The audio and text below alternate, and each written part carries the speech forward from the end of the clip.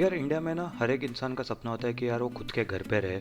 और अगर मुंबई जैसे शहर में अगर वो खुद का घर ले ले तो और भी बहुत ही ज़्यादा बड़ी बात हो जाती है, क्योंकि मुंबई में प्राइस इतने ज़्यादा है कि आप रेंट पे घर लेने के लिए भी आपको सोचना पड़ता है। स्पेशली अगर आपको अच्छे इलाके में लेना है, अगर अच्छा घर लेना है तो डेफिनेटली आपको 3-4 बार ही सोचना पड़ता है कि इतना ज़्यादा मैं रेंट दे रहा हूँ तो उतने में मैं एक नॉर्मल लोकेलिटी में एक नॉर्मल सा छोटा मोटा एक घर डेफिनेटली ले सकता हूँ।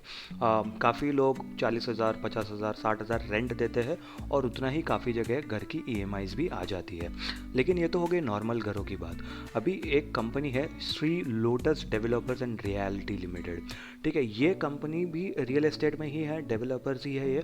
लेकिन ये डील करती है लग्जरी और अल्ट्रा लग्जरी सेगमेंट में, जो कि बहुत महंगे महंगे घर है, जो मतलब करोड़ों रुपए के नीचे नहीं आते। अभी ऐसी कंपनी जिसका फंडामेंटल्स अगर मैं बताऊँ, आप अगर आप वीडियो देखोगे तो आप लोगों को समझ में आएगा। वीडियो अंत तक देखना, जिसके अंदर अब फंडामेंटल्स की हम लोग बात करेंगे, काफ़ी ज़्यादा अच्छे फंडामेंटल्स है। और इसका जो जीएमपी है, ठीक है, जो लोगों को भी लिस्टिंग गेंस चाहिए होता है।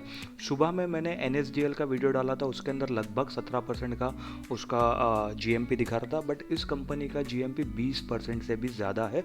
तो ये डेफिनेटली एक अट्रैक्टिव बाय हो सकता है। और जिस हिसाब से मैंने एनएसडीएल वाले वीडियो में बताया था कि एनएसडीएल वाले इसमें से ओवर सब्सक्रिप्शन ज़्यादा हो सकता है, तो ये दूसरे जो आईपीओज है इसके अंदर आपको अलॉटमेंट मिलने की पॉसिबिलिटी भी बहुत ज़्यादा हो जाती है। ठीक है, तो चलिए गाइस, बिना कोई देरी किए ये वीडियो शुरू करते हैं। वीडियो में आगे बढ़ने से पहले मैं आप लोगों को बता देता हूँ, मेरा नाम है प्रशांत, आप देख रहे हैं इमर्जिंग बुल्स, और इस वीडियो में हम लोग करेंगे Shri lotus developers and realty limited का आईपीओ एनालिसिस। तो सबसे पहले तो हम लोग आईपीओ की डेट्स देख लेते हैं। तो एनएसडीएल के साथ ही ये आईपीओ क्लैश हो रहा है 30 तारीख से 1 तारीख तक। 4 तारीख को अलॉटमेंट हो जाएगी, 5 तारीख को शेयर्स डीमैट अकाउंट में आ जाएंगे और रिफंड हो जाएगा जिसको अलॉटमेंट नहीं मिला है, और 6 तारीख को लिस्टिंग हो जाएगी। अभी अगर देखेंगे फेस वैल्यू, तो ये 1 रुपये की फेस वैल्यू पर आ रहा है। प्राइस बैंड बहुत ही अच्छा है, एकदम स्वीट स्पॉट है, 140 से लेकर 150 का। अगर अप्लाई करना है तो 150 पर ही अप्लाई करेंगे। ठीक है, 100 शेयर्स का आपको एक लॉट मिल जाएगा, और ये पूरा का पूरा फ्रेश कैपिटल है। ये लोग को 792 करोड़ चाहिए, 800 करोड़ पकड़ लेते हैं। 800 करोड़ में से पूरा का पूरा पैसा कंपनी के पास जाएगा, 1 रुपये का माल भी प्रमोटर अपना बेच के नहीं जा रहा है। जबकि एनएसडीएल में उल्टा था, उसके अंदर प्रमोटर अपना माल बेच के जा रहे थे। ठीक है, अभी अगर हम लोग यहाँ पर शेयर होल्डर कोटा की बात करेंगे तो क्यूआईबी को मिला है 50%, रिटेल को 35% और एचएनआई को 15%। रिटेल में आपको 15,000 एग्जैक्ट 15,000 रुपये का एक लॉट मिलेगा, और आप मैक्सिमम 13 लॉट ले सकते हो। जैसे ही आप 14वें लॉट पे पहुंचोगे वैसे आप एचएनआई कैटेगरी में आ जाओगे। रिटेल कैटेगरी, एचएनआई कैटेगरी, दोनों के लिए आपको कोई भी लॉक इन पीरियड नहीं होता, कोई भी आपको डॉक्यूमेंट देने की ज़रूरत नहीं पड़ती है। शेयर होल्डिंग पैटर्न की बात करेंगे तो प्री आईपीओ लगभग 92% है, पोस्ट आईपीओ लगभग 82% का हो जाएगा। ठीक है, तो फिलहाल के लिए तो कंपनी डेफिनेटली अच्छी लग रही है। कंपनी के बारे में जान लेते हैं अभी। तो ये लगभग 10 साल पहले कंपनी शुरू हुई थी 2015 में। अभी ये क्या है, developer of residential and commercial properties, कहाँ पर, मुंबई महाराष्ट्र में, specialising in redevelopment projects with in ultra luxury and luxury segments of the western suburbs. ठीक है, तो ये अल्ट्रा लग्जरी और लग्जरी सेगमेंट में ही काम करते हैं लोग। नॉर्मल अगर आप नॉर्मल से घर लेने जाओगे जो 1 BHK 2 BHK होते हैं कोई भी सोसाइटी में, वैसा नहीं मिलेगा ये इनके पास। जो एकदम लग्जरी जो फ्लैट होते हैं, जैसे हम लोग स्टूडियो अपार्टमेंट्स सब हो गए, वो सब फ्लैट से लोग बेचते हैं। ठीक है, अभी ये लोग का जो पोजेशन है, डेवलपेबल एरिया लोग का 0.93 मिलियन स्क्वायर फीट का है, यानी कि लगभग अगर हम लोग यहाँ पर देखेंगे तो 90,000 स्क्वायर फीट के हिसाब से। ठीक है, मतलब वो आप कैलकुलेशन कर लेना और मुझे कमेंट में बता देना कि एग्जैक्टली कितना है। तो लगा रेजिडेंशियल और कमर्शियल प्रॉपर्टीज़ इतना सब कुछ है। ठीक है, अभी ये लोग फोकस क्या करते हैं, अल्ट्रा लग्जरी और लग्जरी प्रॉपर्टीज़ में लोग फोकस करते हैं in addition to commercial properties through following initiative. कैसे करते हैं ये लोग बता देते हो।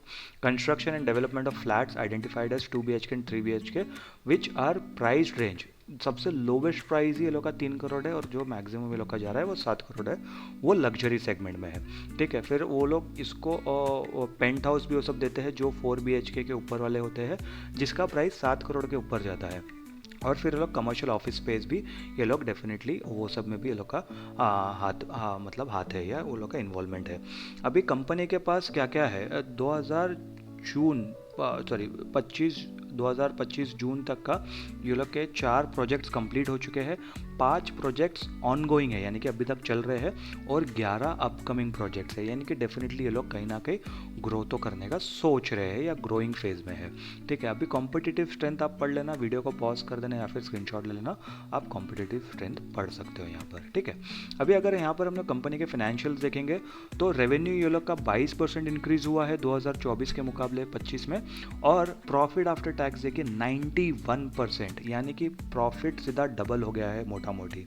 ठीक है, काफ़ी ज़्यादा अच्छी बात है, ये बहुत ही ज़्यादा एक पॉजिटिव साइन हो जाता है कोई भी कंपनी को एनालाइज करते वक्त। एसेट्स देखेंगे तो लगभग 500 करोड़ के एसेट्स है, फिर 750 करोड़, और अभी यहाँ पर 1218 करोड़ के आसपास के एसेट्स है। तो एसेट्स में भी डेफिनेटली यहाँ से यहाँ में 50% हुआ फर्स्ट 2023 से 2024 में, और 2024 से लेकर 2025 ईयर एंड आते आते भी यहाँ पर मोटा मोटी अगर आप देखोगे 50-60% के एसेट्स में जंप आया हुआ है। रेवेन्यू देखोगे तो 170 करोड़ था, फिर उसके बाद 470 करोड़, और अभी 570 करोड़ का।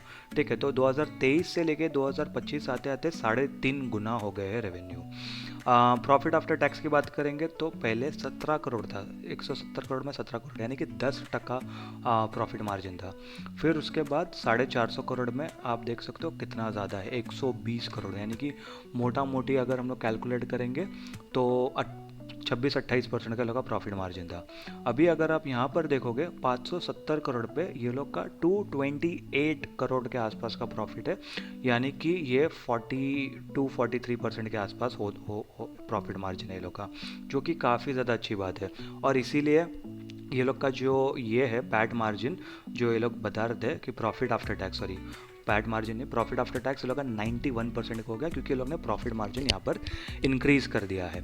रिजर्व्स की बात करेंगे तो पहले साल लगभग सिर्फ 28 करोड़ थे, फिर 150 करोड़, और अभी आप रिजर्व्स देखो लगभग 900 करोड़ है। और सबसे अच्छी बात, यूजुअली कैसा होता है कोई भी डेवलपमेंट या इंफ्रास्ट्रक्चर या रियलिटी सेक्टर में बोरोइंग्स बढ़ती जाती है। इधर आप देखो बोरोइंग्स 330 करोड़ थी, यहाँ पर बढ़ के 430 हो गए, और अभी यहाँ पर घट के 120 करोड़ हो गई है। तो बोरोइंग्स घट रही है, रिजर्व्स बढ़ रहे हैं, एसेट्स बढ़ रहे हैं, डेफिनेटली प्रॉफिट मार्जिन बढ़ रहा है, रेवेन्यू बढ़ रहा है, बहुत ही अच्छा यहाँ पर ये एक कंपनी लग रही है। ठीक है, मार्केट कैपिटलाइजेशन की बात करेंगे तो लगभग 7,500 करोड़ की कंपनी है, मिड कैप कंपनी कंसिडर हो जाएगी ये।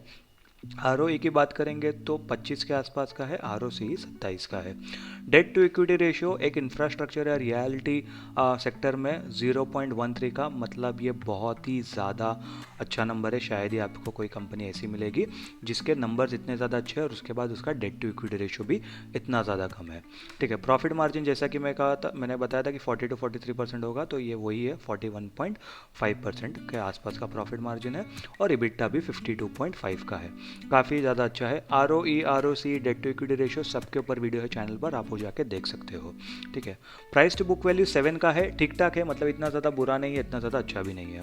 ईपीएस देखेंगे तो अभी फिलहाल 5.23 का है, पोस्ट आईपीओ 4.66 का हो जाएगा।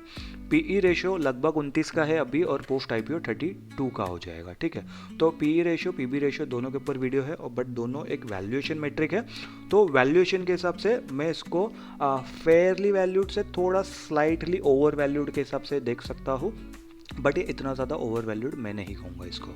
ठीक है, अभी अगर पैसे क्यों चाहिए ये लोग को तो देख लेते हैं। ये लोग को जनरल कॉर्पोरेट पर्पस के लिए कुछ पैसे चाहिए, बट मोटा मोटी ये लोग का जो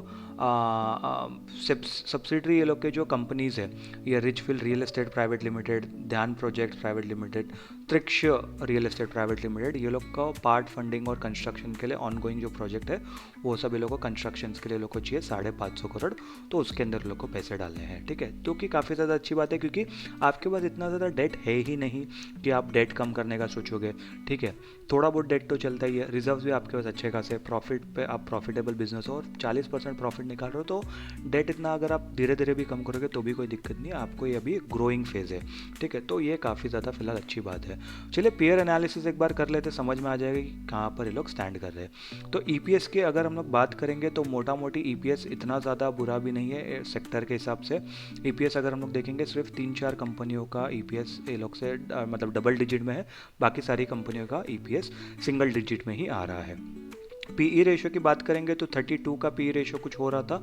अगर आप देखोगे यहाँ पर पीई रेशियो में सिर्फ दो कंपनी का पीई ये लोग से बेटर है, बाकी मोटा मोटी सेम ही है या उनसे ज़्यादा ही है। तो वैल्यूएशन के हिसाब से भी पीई रेशियो के हिसाब से ठीक ठाक ही लग रहे हैं। पीबी रेशियो 7 का था, 7 या 8 का कुछ था। तो पीबी रेशियो के हिसाब से तो डेफिनेटली ये ओवर वैल्यूड लग रही है as per industry standard. But अगर देखेंगे बाकी सब नंबर्स के हिसाब से कहीं ना कहीं अच्छा ही यहाँ पर मुझे लग रहा है, इन्वेस्टेबल डेफिनेटली बिजनेस हो सकता है। जीएमपी की बात करेंगे तो 32 रुपीज़ का जीएमपी है, यानी कि एस्टिमेटेड लिस्टिंग प्राइस 182 का हो सकता है, जिसका अगर परसेंटेज में बात करेंगे तो 21.33 का आ रहा है। जैसा कि मैंने बताया था कि एनएसडीएल का 17% के आसपास कुछ था, इसका एनएसडीएल से भी ज़्यादा अच्छा आ रहा है। ठीक है, जो जीएमपी की अगर बात करेंगे तो जैसा कि मैं हमेशा कहता हूँ जीएमपी के बारे में तो हम लोग को सबसे लास्ट में सोचना चाहिए। पहले तो ये देखना चाहिए कि कंपनी इन्वेस्टेबल है नहीं है, ग्रोइंग और सस्टेनेबल बिजनेस में है कि नहीं, कि आपको ये 20 साल ये कंपनी अच्छे रिटर्न्स ला के दे सकती है कि नहीं दे सकती है, और आपको इतना वो अगले 20 साल 15 साल 10 साल जितना भी टाइम आप इन्वेस्टेड हो वो आपको उसका टेंशन नहीं रहेगा कि कल को अगर मार्केट गिर गया तो मेरी कंपनी बर्बाद नहीं हो जाएगी। वो उस बात का सिर्फ ध्यान रखना चाहिए। तो अगर हम लोग यहाँ पर देखेंगे तो डेफिनेटली एक अच्छी कंपनी लग रही है, इसके अंदर डेफिनेटली इन्वेस्ट कर सकते हैं। अगर आप मुझसे पूछो तो मैं शायद से एनएसडीएल की जगह इसके अंदर इन्वेस्ट करूँगा, क्योंकि ऐसा नहीं है कि जीएमपी ज़्यादा है उसलिए नहीं, क्योंकि जैसा कि मैंने एनएसडीएल वाले वीडियो में भी बताया था कि एनएसडीएल में ओवर सब्सक्रिप्शन ज़्यादा हो सकता है, तो ये दूसरे जो आईपीओज है ये कहीं ना कहीं ओवर शैडो हो जाएंगे एनएसडीएल के नीचे। तो ये लोग के अंदर अलॉटमेंट मिलने की पॉसिबिलिटी बहुत ज़्यादा है। ठीक है, तो वो एक रीज़न है जिसके अंदर मैं जिसके लिए मैं इसके अंदर इन्वेस्ट कर सकता हूँ, क्योंकि एनएसडीएल और ये कंपनी दोनों ही मतलब अच्छी है, रेवेन्यू अच्छा है, प्रॉफिट मार्जिन अच्छे है, आरओसी और सस्टेनेबल बिजनेस है। तो डेफिनेटली सिर्फ और सिर्फ अलॉटमेंट की पॉसिबिलिटी मुझे श्री लोटस डेवलपर्स में ज़्यादा मिलेगी, इसीलिए मैं इसके अंदर अप्लाई करने का सोच सकता हूँ। बाकी एनएसडीएल को मैं सेकेंडरी मार्केट से भी बाद में उठा सकता हूँ। ठीक है, तो आई होप गाइज आप लोगों को वीडियो पसंद आया होगा। वीडियो अगर पसंद आया होगा तो वीडियो को लाइक कर देना, चैनल को सब्सक्राइब कर देना, नोटिफिकेशन घंटी ज़रूर दबा देना, कमेंट करके बताना आपको एनालिसिस कैसा लगा। मैं मिलता हूँ आपसे अगले वीडियो में, तब तक के लिए गुड बाय।